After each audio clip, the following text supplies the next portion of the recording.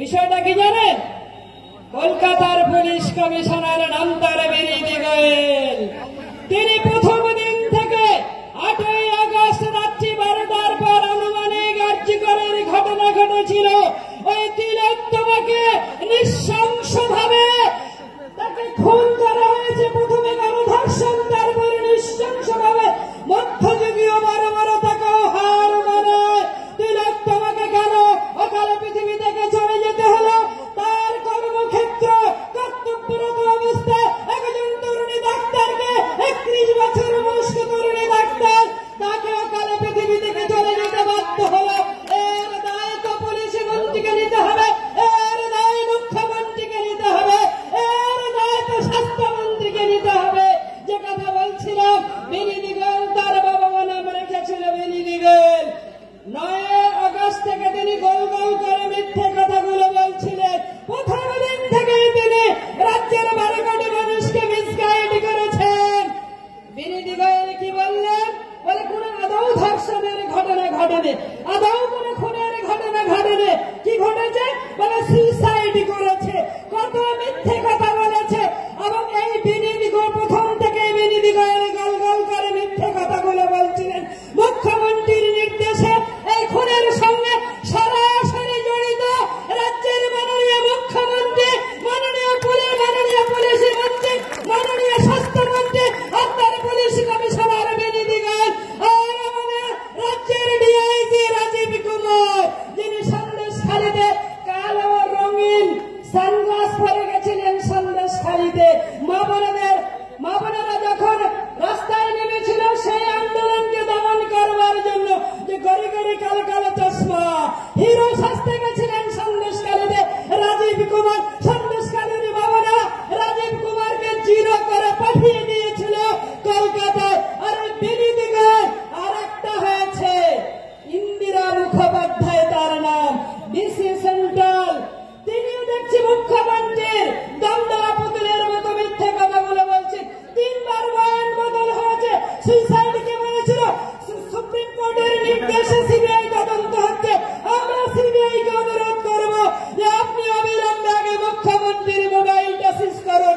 মুখ্যমন্ত্রীর মোবাইল, বিনীত গোয়েলের মোবাইল, রাজীব কুমারের মোবাইল, আর আলাপন্না পালাপন্না ছাড়াপন আছে একটা, রিটায়ার করেছে, তাকে আবার 3 লাখ টাকা দিয়ে আমাদের জনগণের টাকায় তাকে ওখানে ইয়েতে রেখেছে, নবান্নে রেখেছে। তিনি প্রেস ব্রিফিং দেন।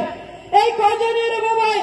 আর তৎকালীন সুপার সন্দীপ ঘোষ, সন্দীপ ঘোষের সঙ্গে রঞ্জিত ঘোষের কি সম্পর্ক? আর রঞ্জিত ঘোষের সঙ্গে আমাদের রাজ্যের মাননীয় মুখ্যমন্ত্রীর কি সম্পর্ক? রাজ্যবাসী জানতে চায়।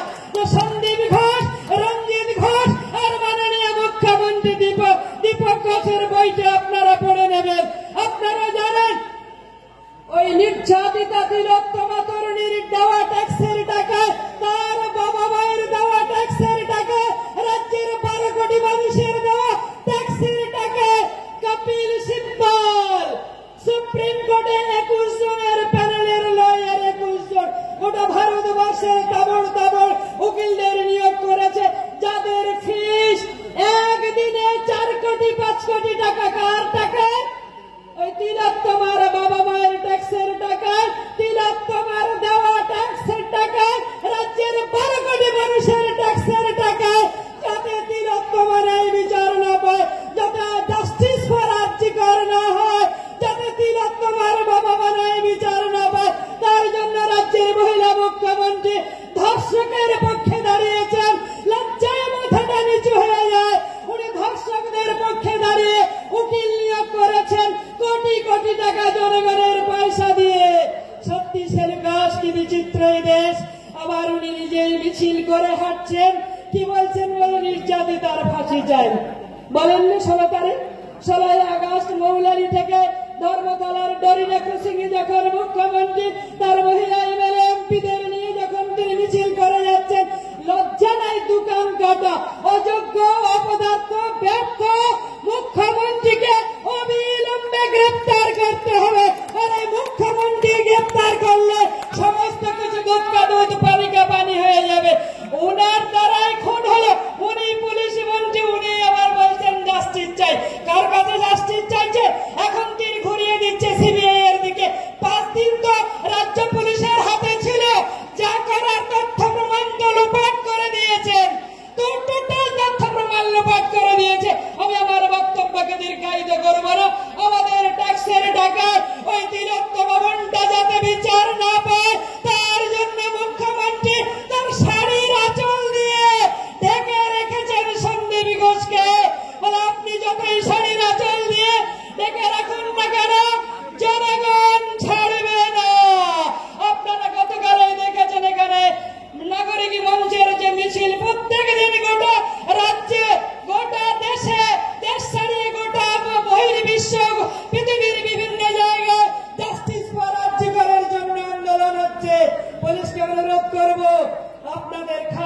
কোটিটা কিন্তু আমাদের জনগণের ট্যাক্সের টাকায়। এটা মনে রেখে কাজগুলো করবেন। দিদিমণিরা বন্ধে থাকবে না। দিদিমণি কি বলছে? বলছে বাংলাদেশের মতো এখানে করবেন। আমরা কিন্তু কেউ বলিনি। চোরের মান পুলিশ পুলিশ নিজেই বলছে যে শেখ হাসিনা যখন পালিয়ে গেছে, মানে শেখ হাসিনা দেশ ছাড়ার সময় পেয়েছিলেন, আর আপনি রাজ্য ছেড়ে নবান্নের পেছনের রাস্তা দিয়ে দমদম থেকে দুবাই পালিয়ে যাবার সময় পাবেন না। আপনার রাজীব কুমার, আপনার বিরোধীগণ আপনাকে বাঁচাতে পারবে না। We want justice. এক দফা এক দাবি, আমরা মমতার পদত্যাগ চাই। অবিলম্বে ওনাকে পদত্যাগ করতে হবে, আর বিরোধীগণকে অ্যারেস্ট করতে হবে, সন্দীপ ঘোষকে অ্যারেস্ট করতে হবে, তবে নির্যাতিত বিচার পাবে।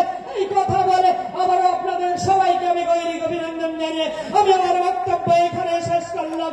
We want justice, we want justice for RG Kar.